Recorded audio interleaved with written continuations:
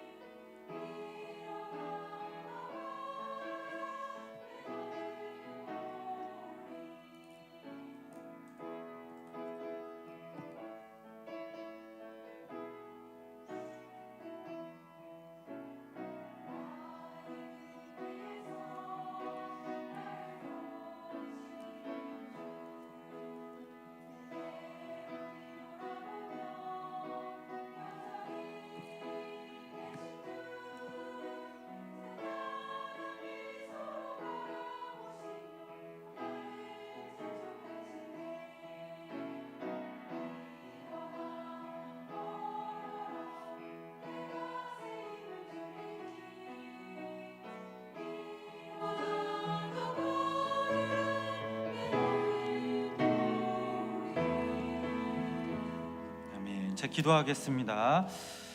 하나님을 사모하며 사랑하는 주의 백성들이 이 시간 주님께 예배드리게 하심에 감사를 드립니다.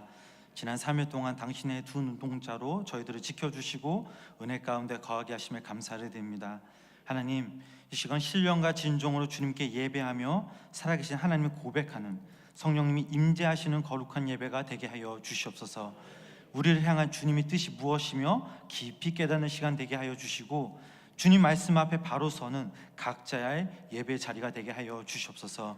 오늘 특별히 사랑 삼속 헌신 예배로 드립니다. 우리 인도자이신 김사랑 권사님을 늘 붙잡아 주시고 성령님께서 늘 함께 하셔서 권사님의 삶에 주님의 은혜가 차고 넘치게 하여 주시고 특별히 속도원들을 위해 기도하며 섬기는 주님의 귀한 인도자가 되게 하여 주시옵소서.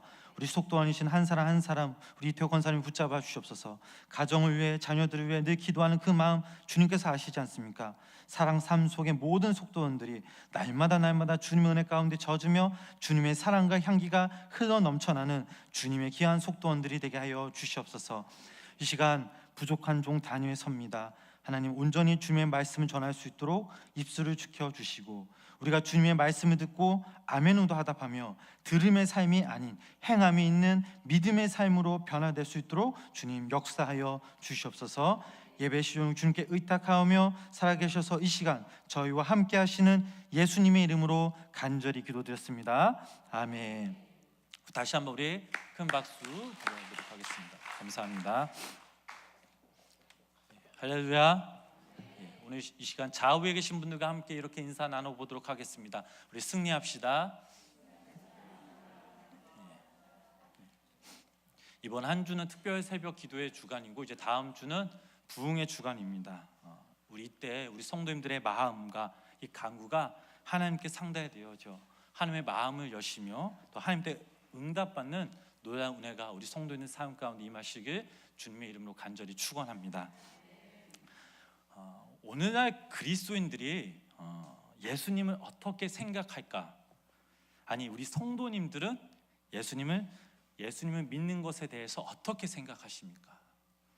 이 세상 많은 그리스도인들이 어쩌면 예수님을 믿는 것을 넘어 자신들의 욕구를 채워주시는 한 수단임을 생각하는 사람들이 참 많이 있습니다. 우리 스스로를 돌아봐도 때론 예수님이 이렇게 생각한 적이 있었음을 고백합니다. 만약에 이런 생각을 했다면 근본적으로 우리는 하나님의 뜻을 잘못 이해하는 것입니다. 우리가 믿음으로 기도하고 간구하면 무엇이든지 다 응답받아야 신앙의 절정이라고 생각하는 것조차도 또한 오해인 줄 믿습니다. 옛말에 털어서 먼지 안 나는 사람 없다라는 말이 있습니다. 이 말의 뜻이 무엇입니까? 우리의 삶 가운데 여러 가지 문제와 고통을 가지고 있고 무엇보다 깨끗한 사람이 없다라는 사실입니다. 저 역시 제 모습을 보면 참 어리석고 연약하고 때론 거짓말도 합니다. 지난 월요일 날 아침에 이제 박근진 목사님이랑 같이 이제 김창균 장로님 사업장 신방을 갔습니다. 월요일 날 그 판교 거기는요 외부 차량을 주차할 수가 없습니다. 그래서 박근진 목사님은 예배 드리러 올라가시고 저는 도로에 주차하면서 대기하고 있었습니다. 새벽 예배도 드리고 이제 운전도 하고 대기하고 있으니까 이제 배가 고픈 것입니다. 마침 옆에 커피숍이 있길래 가서 얼른 커피랑 빵을 사 먹었습니다. 목사님이 예배 마치고 차에 타시자마자 아이고 박 목사 고생했어, 피곤하지? 뭐라도 먹지 그랬어 라고 말씀하시길래 제가 솔직하진 않죠. 네 목사님, 제가 커피 사 먹었습니다 라고 얘기를 했습니다. 사실 혼자 커피 사 먹었다고 말씀을 드렸는데 빵도 먹었잖아요. 근데 그 빵을 사 먹었다는 얘기가 할 수가 없더라고요. 그래서 조금 죄송해서 목사님 그냥 커피만 마셨다라고 말했습니다. 이제 다시 교회로 돌아오는 중에 목사님이 제 얼굴을 보시더니 많이 피곤한가 봐, 피를 흘리네라고 이러시는 거 아니겠습니까? 근데 그날 제가 주일날 토요일날 저녁 때부터 이 입술에 주변에 뽀드락지가 2개 나가지고 피가 좀 흘러가고 있었습니다. 저는 박근진 목사님이 제 입술을 보시고 뽀드락지를 보시고 지금 피가 흐르고 있구나라고 해서 거울을 딱 봤는데 이거는 피가 아니라 블루베리 잼이었습니다.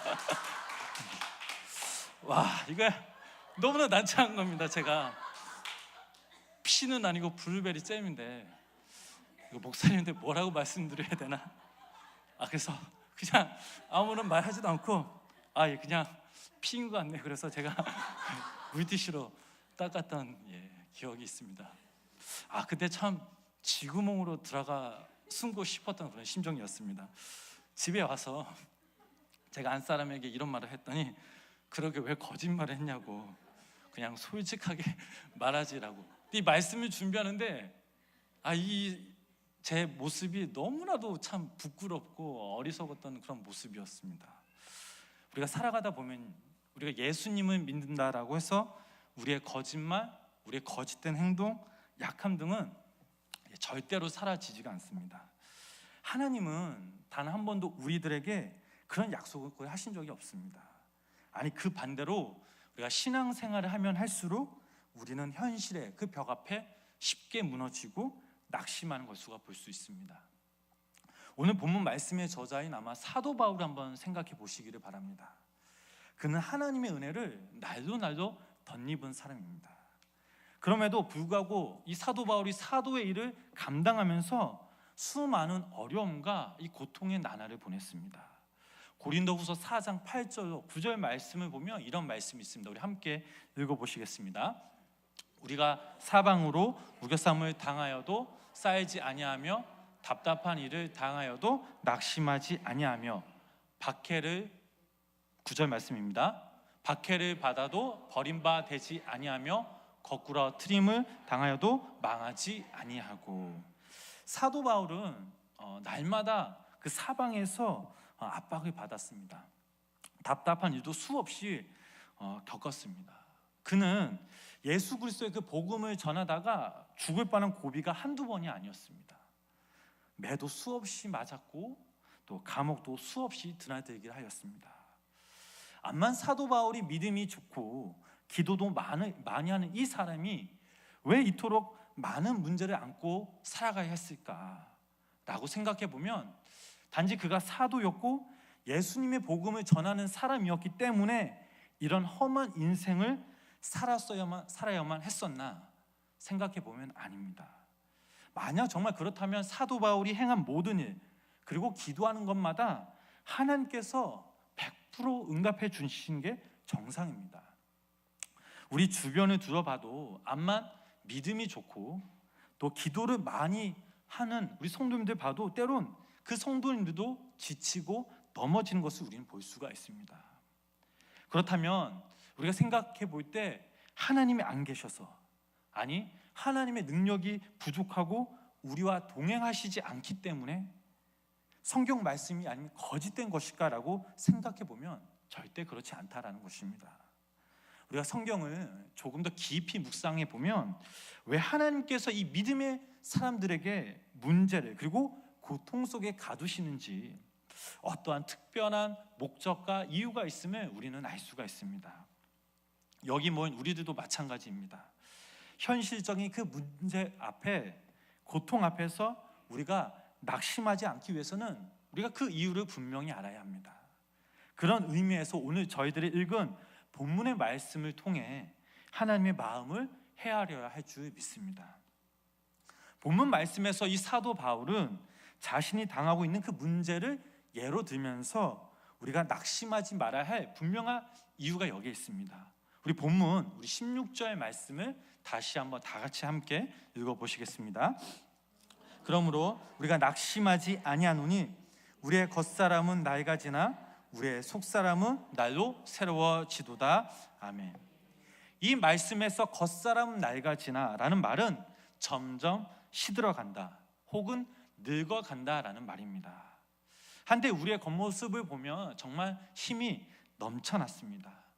잘생김, 아름다움이 흘러 넘쳐났습니다. 그러나 우리의 모습은 나이와 함께 조금씩 변합니다.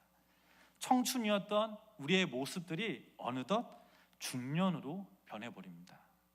때론 거울에 비친 우리 자신의 얼굴을 보면서 또 주름살을 보면서 탄식하기도 하고 또 속상하기도 합니다. 이것이 우리의 현실적인 오늘날 우리 겉사람의 모습입니다. 고린도 후서를 기록한 이 사도 바울의 당시 나이도 40대 후반에서 50대 초반이었습니다. 바울 자신도 스스로 늙어가는 것에 대한 안타까움이 이 말씀에서 우리는 느낄 수가 있습니다. 왜냐? 사도 바울도 한 인간이었기 때문입니다. 늙는 것을 좋아하는 사람은 그 누구도 없습니다. 그러나 사도 바울은 여기서 그치지 않고 그 다음 말씀에서 진짜 중요한 말씀을 남깁니다. 어떤 말씀일까요? 다 같이 한번 읽어보시겠습니다. 우리의 속사람은 날로 새로워지도다. 다시 한번 읽어보시겠습니다. 우리의 속사람은 날로 새로워지도다. 아멘. 우리가 늙어가는 그 현실은 피할 수가 없습니다. 현실을 받아들여야 합니다. 그러나 우리가 낙심할 필요가 없습니다. 왜냐? 우리의 겉사람은 낡아지언정 우리의 속사람은 날로 새로워지기 때문입니다. 우리 안에 심겨진 그 영원한 그 생명의 씨앗이 시간이 지나면 지날수록 더욱더 왕성하게 성장하기 때문입니다. 나이가 들면 들수록 신앙이 더욱더 이 털을 굽게 잡고 또 뿌리를 깊이 내려 우리의 속사람이 하나님과 깊은 교제를 하기 때문입니다. 우리의 속사람이 날로 강건하여지고 새로워진다면 이보다 행복한 일이 어디 있겠습니까? 그러므로 우리 여기 모인 우리 생명나무교회 모든 성도님들이 내 겉모습은 비록 낡아지언정 우리의 속사람은 강건하여져서 날마다 주님과 동행하시며 하나님의 은혜를 마음껏 경험하시는 우리 귀한 성도님들 되시길 주님의 이름으로 간절히 축원합니다. 계속해서 우리 본문 17절 말씀 우리 함께 읽어보시겠습니다. 우리가 잠시 받는 환난의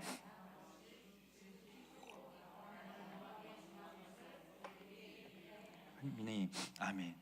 우리가 바울 서신을 읽어보면 사도 바울에게 참 많은 일들이 있었음을 알 수가 있습니다. 그에게는 육신의 가시도 있었습니다. 고린도후서 12장 7절 우리 말씀을 함께 다 같이 읽어보시겠습니다. 여러 계시를 받은 것이 지극히 크므로 너무 자만하지 않게 하시려고 내 육체의 가시 곧 사탄의 사자를 주셨으니 이는 나를 쳐서 너무 자만하지 않게 하려 하십니다. 아멘. 사도 바울은 여러 가지 그 많은 일들을 수없이 당했습니다. 그러나 바울은 결코 낙심하지 않았습니다. 오히려 그가 받았던 고통과 문제들을 잠시 받는 것으로 생각하였습니다. 우리들도 현실적인 그 문제 앞에 고통을 당할 수가 있습니다. 그 문제를 어떻게 헤쳐나갈까 생각해 보면 앞이 깜깜합니다. 또 다르게 생각해 보면 암만 현실적인 문제가 우리 삶에 놓여 있다 할지라도 이 모든 것들이 하나님의 은혜와 능력이 없었다면 지금 우리는 이 자리에 앉을 수 없음을 고백할 수가 있습니다. 연약한 존재들이기에 더욱더 하나님께 기도하고 또 기도하고 매달려야 합니다. 기도의 힘으로 우리는 다시 한번 우리는 일어설 수가 있습니다. 하나님의 도우심으로 인해 우리는 조금씩 전진할 수가 있습니다. 여기서 중요한 사실은 암만 현실적인 문제가 있다 한들 낙심할 필요가 없다라는 사실입니다. 나무를 보지 말고 저 멀리 숲과 산을 바라봐야 하는 믿음이 우리 안에 있어야 합니다. 하나님을 믿는 우리들에게는 현실적인 이 문제도 중요하겠지만 그러나 영원한 그 하나님의 나라도 볼 수 있는 그 믿음의 눈이 필요합니다. 우리가 믿음 생활을 하면서 어떤 관점을 가지고 이 세상을 살아가느냐, 이것이 참으로 중요하다라는 사실입니다. 어떠한 한 그림의 작품을 볼 때 중요하게 여기는 것이 바로 배경입니다. 배경이 없다면 그 그림을 이해할 수가 없습니다. 그렇다면 오늘날 우리의 그림의 배경, 우리의 삶의 배경은 어디입니까? 현실입니까? 아니면 영원한 하나님의 나라입니까? 사도 바울의 인생의 배경은 현실이 아닌 영원한 하나님의 나라였습니다. 하나님의 나라였기 때문에 그는 현실의 문제 앞에서도 당당히 믿음과 소망을 가지고 굳건히 나아갈 수가 있었습니다. 그리스도인들과 세상 사람들의 다른 점은 정확하고 분명한 배경이 있다라는 사실입니다. 우리의 배경은 하나님의 나라, 그 중심에는 주님의 계심을 믿으시기를 바랍니다. 주님과의 깊은 그 교제를 통해 우리는 영원한 그 하나님의 나라를 그리게 됩니다.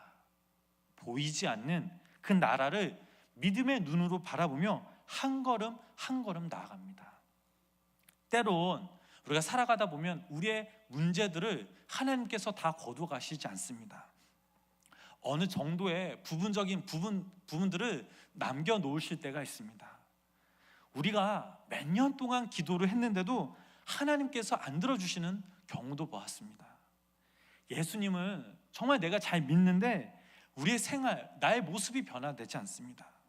또한 믿음으로 사업을 시작했는데 사업이 실패할 때도 있습니다.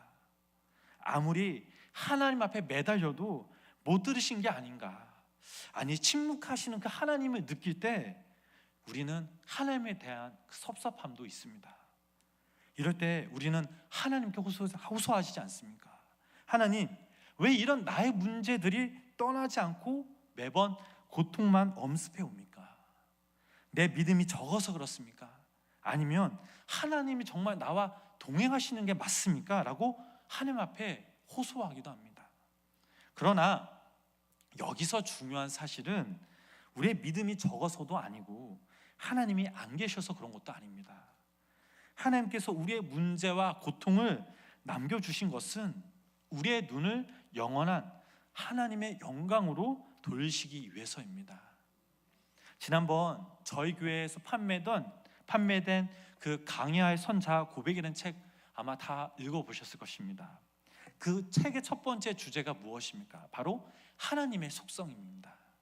그 책에 그 학생은 일기예보, 또 슈퍼컴퓨터, 그리고 나비 효과를 예로 들면서 하나님의 속성을 이렇게 설명하였습니다. 하나님을 다 알 것 같다가도 다시 그분의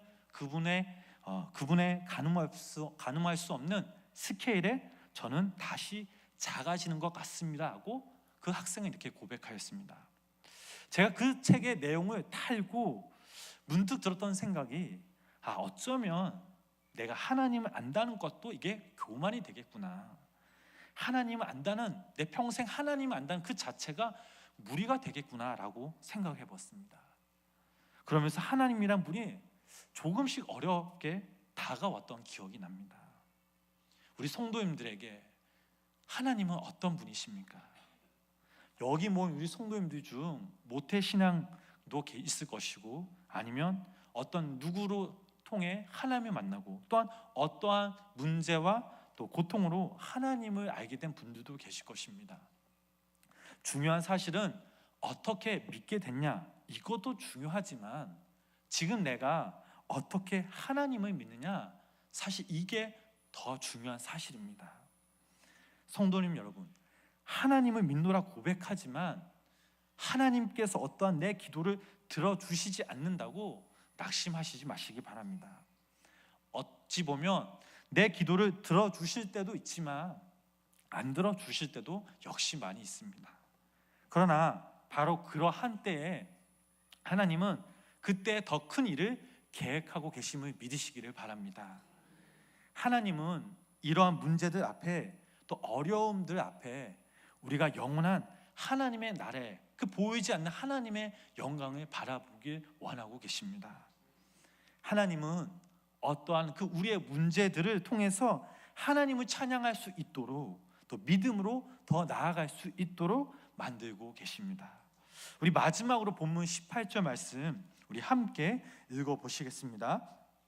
우리가 주목하는 것은 보이는 것이 아니요 보이지 않는 것이니, 보이는 것은 잠깐이요 보이지 않는 것은 영원함이니라. 아멘. 대부분 오늘날 사람들은 눈에 보이는 삶을 주목합니다. 그리고 눈에 보이는 것을 가지려고 애를 씁니다. 그러나 생각해 보면 정말 가지고 싶지만 암만 애를 써도 가지지 못하는 것들이 얼마나 많이 있습니까? 손에 잡았다고 안심한 그 찰나의 순간 남의 손으로 들어가 버리는 일도 우리는 경험하기도 합니다. 사실 이러한 현실은 우리를 매우 힘들게 합니다. 그러나 우리가 여기서 중요한 사실은 보이는 것은 잠깐이요 지나가시는 사실을 우리는 기억해야 될 줄 믿습니다. 우리에게 보이지 않는 영원한 것이 있습니다. 사도 바울은 이것을 바라보며 그저 감사하였습니다. 누가복음 4장 말씀을 읽어보면 시험을 받으시는 그 예수님에 대해 나옵니다. 저희들이 너무나 잘 아는 말씀이죠. 성령 충만함을 입어 마귀는 그 성령 충만한 그 예수님을 시험합니다. 예수님을 시험할 때 예수님을 이끌고 높은 곳에 올라가 보여준 것이 있습니다. 그것이 무엇입니까? 바로 천하만국의 아름다움, 그리고 세상적인 부귀영화였습니다. 마귀는 눈에 보이는 것을 가지고 예수님을 시험하려 하였습니다. 왜냐하면 이 눈에 보이는 것은 욕심을 불러일으키기 때문입니다. 즉 사탄은 예수님을 안목의 정욕을 부추겼던 것입니다. 사탄은 지금 우리 성도님들 앞에 세상적인 아름다운 것들, 또 부귀영화를 펼쳐 보이고 있습니다. 눈에 보이는 것, 갖고 싶은 것, 또 누리고 싶은 것들은 말입니다. 자칫 우리가 그 유혹에 빠진다면 우리가 그것들을 가지지 못해서 우리는 늘 고통 속에서 살아야 합니다. 우리는 안목의 정욕을 자극하는 이 세상 한가운데 살아가고 있습니다. 이 세상 한가운데서 우리는 하나님의 나라의 것, 즉 영원한 것에 시선과 마음을 둬야 합니다. 하나님의 시선은 우리를 향해 있지만 이와 반대로 우리의 시선이 하나님이 아닌 다른 그 무언가 있다면 하나님이 얼마나 섭섭해 하실까요? 얼마 남지 않은 우리 2018년 그리고 다가올 2019년을 위해서라도 우리는 하나님을 향한 마음과 시선이 있어야 될 줄 믿습니다. 특별히 이번 주와 다음 주는 저희들이 정말로 간구하며 주님 앞에 기도로 나아가야 할 때입니다. 소망을 품고 주님을 더욱더 찬양해야 할 때입니다. 오랫동안 내가 기도했는데 아직도 그 기도의 제목이 응답되지 않았습니까? 거울로 내 자신을 돌아볼 때 나날이 주름살이 늘어나도 몸이 늙어가고 있습니까? 무언가 성취하고 싶지만 내 뜻대로 안 되고 좌절에 빠져 계십니까? 그러나 절대 낙심하지 마시기 바랍니다. 하나님의 자녀들에게는 이런 것들이 문제가 되지 않습니다. 우리는 우리를 기다리는 그 하나님의 영광을 기대하며 기도하며 믿음으로 나아가야 합니다. 우리의 겉사람은 낡아져도 우리의 속사람이 날로 새로워질 때 영원한 그 하나님의 영광이 우리를 기다리고 있음을 믿어야 합니다. 바라옵기는 우리 여기 모인 우리 생명나무교회 모든 성도님들이 낙심하지 마시고 날마다 하나님의 자녀로서 하나님의 영광을 바라보며 특별히 이번 한 주간 그리고 다음 주 하나님께 간구하며 믿음으로 기도할 때 하나님께 응답되어지는 그 놀라운 은혜와 기적이 성도님들 삶 가운데 이루어지며 또 날마다 속사람이 강건하여 주셔서 늘 새로워지는 그 하나님의 은혜를 경험하시는 우리 귀한 생명나무교회 모든 성도님들 되시길 주님의 이름으로 간절히 축원합니다. 기도하시겠습니다. 하나님, 특별 새벽 기도 기간이라 몸이 좀 지칩니다. 그러나 이 시간 우리가 주님께 예배함으로 우리의 속사람은 날로 강건케 하며 기쁨이 넘칩니다. 하나님이 주신 그 말씀, 그 은혜를 더욱더 사모하는 자들이 되게 하여 주시옵소서. 믿음 생활을 하다 보면 넘어지고 절망되어질 때가 있습니다. 그때 하나님이 나와 함께 동행하시는가 의문하며 낙심하는 삶이 아니라 그 자리에서 하나님을 찾고 함께 간구하며 믿음으로 주님께 나아가는 우리 귀한 우리 생명나무교회 모든 성도님들 되게 하여 주시옵소서. 안목의 정욕에 눈이 멀어 세상적인 아름다운 것들 부귀영화에 혹하는 삶이 아니라 우리의 마음과 시선이 보이지 않는 저 천국을 향하게 하여 주시고 하나님의 영광을 위해 믿음과 소망을 가지고 한 걸음 전진하는 주님의 자녀들이 되게 하여 주시옵소서. 남은 특세 기간 또 더욱더 열심히 사모하며 주님께 헌신하게 하여 주시고 이번 주 다음 주 나는 죽고 예수님이 살아계시는 예수님의 은혜를 마음껏 누리며 찬양하는 우리 생명나무교회 모든 성도님들 되게 하여 주시옵소서. 이 시간 우리가 함께 뜨겁게 찬양하며 기도하며 주 앞에 나아갑니다. 우리의 기도가 지경이 넓혀지게 하시고 특별히 5대양 6대주를 그리고 이 땅 대한민국을 위해 선교지를 위해 교회와 가정을 위해 기도하오니 주님 들어주시옵소서. 또한 우리 안에 묶여진 문제들을 주님께 맡기오니 주님 들어주시옵고 당신의 의때에 응답받는 놀라운 은혜가 우리 가운데 임하게 하여 주시옵소서. 예수님의 이름으로 간절히 기도드렸습니다. 아멘.